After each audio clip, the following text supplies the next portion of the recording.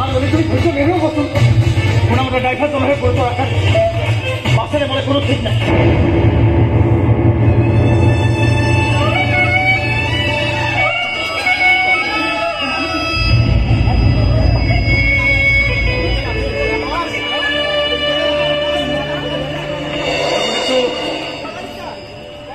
চকুত হে বেছি আকৌ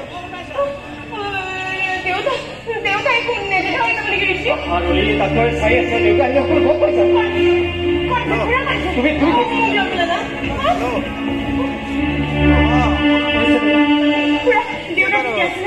টেনশ্যন ল'ব নালাগে বন্ধ আউট অফ টেনশ্যন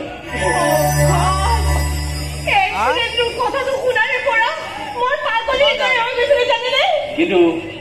ড্ৰাইভাৰজনকে বচাব নোৱাৰে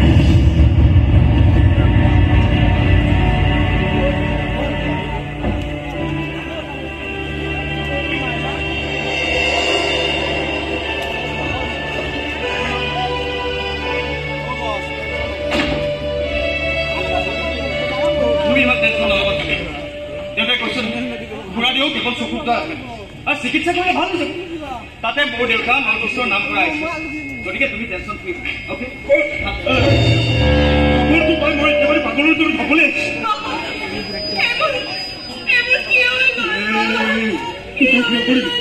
ভগৱানে বিন্দুক কেনেকে ৰক্ষা কৰি চাচোন পাহাৰীয়া ৰাস্তাত ব্ৰেক ফেইল হোৱাৰ পাছতো যে বিন্দু জীয়াই আছে ভাগ্য ভাল বুলি ভাবচোন